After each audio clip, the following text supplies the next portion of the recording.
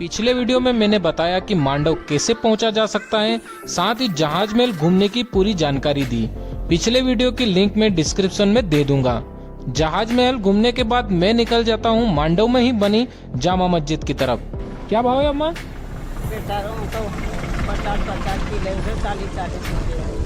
40 रुपए का एक।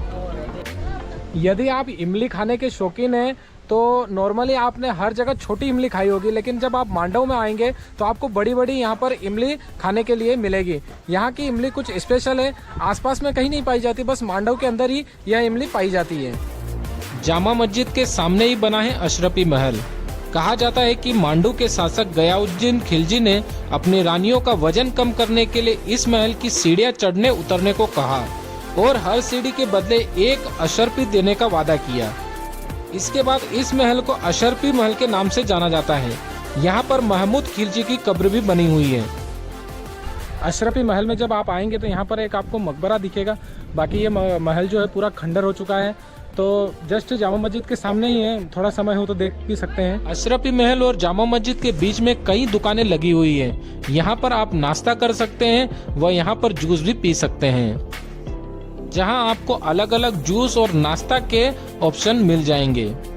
इसके बाद मैं सामने ही बनी जामा मस्जिद के अंदर एंट्री टिकट लेकर चला जाता हूं। जामा मस्जिद में जाने के लिए मैंने एंट्री टिकट ले ली है, जो कि मुझे 25 रुपए में पड़ी है। और यहाँ पर भी 25 रुपए आपको कैमरे का चार्ज देना पड़ता है यदि आप कैमरा अंदर ले जाते हैं तो। मांडव की हर एक प्लेस में जाने के लिए आपको मोबाइल का तो कोई एंट्री चार्ज नहीं देना पड़ता है, लेकिन यदि आपके पास कैमरा है तो 25 रुपए उसका एंट्री चार्ज लगता है।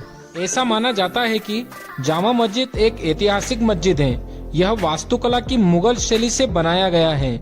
मस्जिद का निर्माण होशंग शाह ने शुरू किया था। 1454 में मोहम्मद खिलजी ने इसे पूरा किया।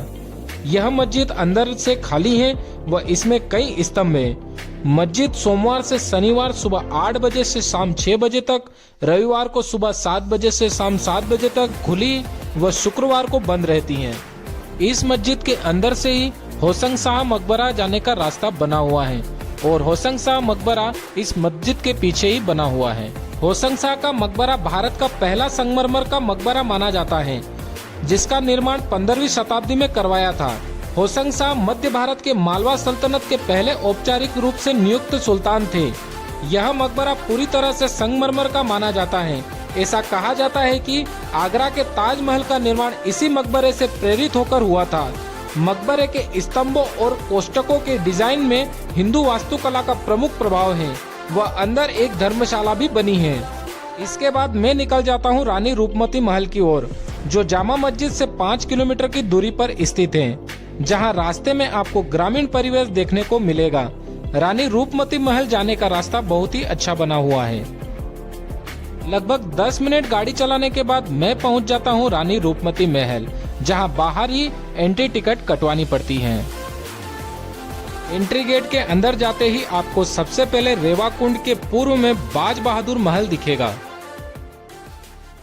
एंट्री गेट के अंदर आते ही आपको बाज बहादुर महल मिल जाएगा। आप मेरे जो सामने देख रहे हैं वो है एंट्री गेट। पास में एक तालाब बना हुआ है और उसी के पास में यहाँ पर बना हुआ है बाज बहादुर महल।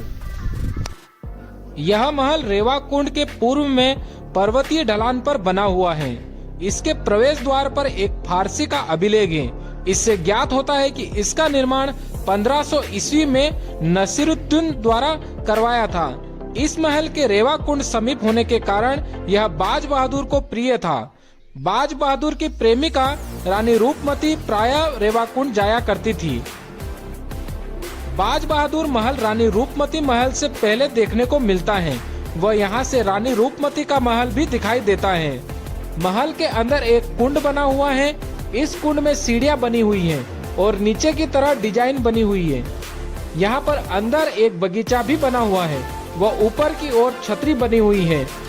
महल के ऊपर सिरे से चारों तरह के नजारे दिखाई देते हैं व महल के चारों तरफ खेत व जंगल दिखाई देता है। बाज बहादुर महल से कुछ ही दूरी पर पड़ता है रानी रूपमती महल, जहां बाहर आपको गाड़ी पार्किंग के साथ ही छोटी छोटी दुकानें भी देखने को मिल जाएगी। यहां घूमने की एंट्री टिकट 25 रुपए पर पर्सन लगती है। लगभग 1 बज चुके हैं और मैं पहुंच गया हूं रानी रूपमती महल में। और यहाँ का भी एंट्री टिकट जो है 25 रुपये लगता है। और यदि आपके पास कैश नहीं है तो यहाँ पर बारकोड लगा हुआ है, तो आप वहाँ पर स्कैन करके भी जो है अपना वोटर आईडी या जो भी है आपका आइडेंटिटी कार्ड है उसको डाल करके आप यहाँ से टिकट ऑनलाइन भी बुक कर सकते हैं। रानी रूपमती महल 365 मीटर ऊंची चट्टान पर बना है। इसे राजा बाज बहादुर ने अपनी पत्नी रानी रूपमती के लिए बनवाया था। इस महल का इस्तेमाल सैनिकों के लिए मांडू की सुरक्षा व्यवस्था पर नजर बनाए रखने के लिए भी किया जाता था। रानी रूपमती महल बाज बहादुर और रूपमती की प्रेम कहानियों का गवाह है। कहा जाता है कि रानी रूपमती सुबह उठकर मां नर्मदा के दर्शन करने के बाद अन्न जल ग्रहण करती थी। रानी रूपमती के महल में रेवा कुंड का निर्माण भी किया गया था।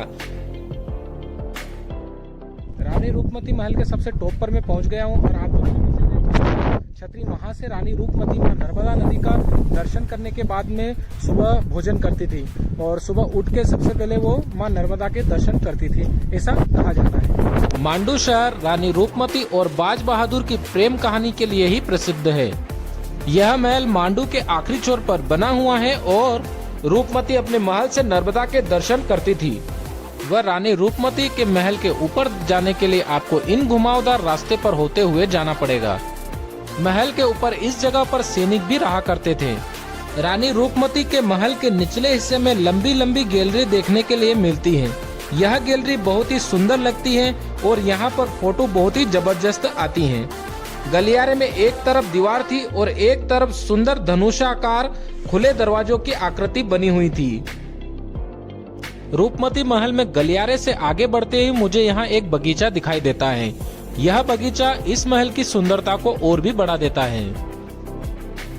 यह महल सुंदर है और महल के एक तरफ मांडव नगर का दृश्य देखने के लिए मिलता है और दूसरी तरफ दूर दूर तक फैली हुई वादी का दृश्य देखने के लिए मिलता है, जहाँ पर खेत खलियान, पहाड़, नदी, तालाब, पर्वत यह सभी दृश्य देखने के लिए मिलते हैं। रानी रूपमती का महल मांडू शहर का एक ऐतिहासिक स्थल है। यह मांडू शहर में स्थित प्रमुख आकर्षणों में से एक भी है। रानी रूपमती महल को हमने देख लिया है और अब इसके बाद यहाँ पर एक प्राचीन मंदिर बना हुआ है, नीलकंठेश्वर महादेव मंदिर, और यहाँ से लगभग 3 से 4 किलोमीटर की दूरी पर है। तो अब यहाँ से हम वहाँ दर्शन करेंगे। रानी रूपमती महल से नीलकंठेश्वर महादेव मंदिर की दूरी 5 किलोमीटर पड़ती है और यहाँ जाने में लगभग 10 मिनट का समय लगता है। वहीं रास्ते में बारात को देखकर मैं अपनी गाड़ी रोक देता हूँ। नीलकंठ महादेव मंदिर पहाड़ी के नीचे बना हुआ है और बाहर आपको यहाँ पर फूल, अगरबत्ती और नारियल की दुकानें मिल जाएगी। मांडू का नीलकंठ महादेव मंदिर काफी प्रसिद्ध है। इस मंदिर को मुगल सम्राट अकबर ने बनाया था। इस मंदिर की काफी ज्यादा मान्यता है। लोग दूर दूर से यहाँ महादेव के दर्शन करने के लिए आते हैं। नीलकंठेश्वर महादेव मंदिर में पहुंच चुका हूं और यहाँ से आप जो नीचे देख रहे हैं ये पहाड़ी क्षेत्र, यहाँ पर जब आप बारिश के मौसम में आएंगे तो उस समय यहाँ का नज़ारा एकदम अद्भुत आपको दिखेगा। तो नीचे मेरे इसी के नीचे है नीलकंठेश्वर महादेव मंदिर, तो मैं आपको नीचे ले जाके दर्शन करवाता हूँ। आपको बता दें, नीलकंठ महादेव का मंदिर महल के अंदर बना हुआ है।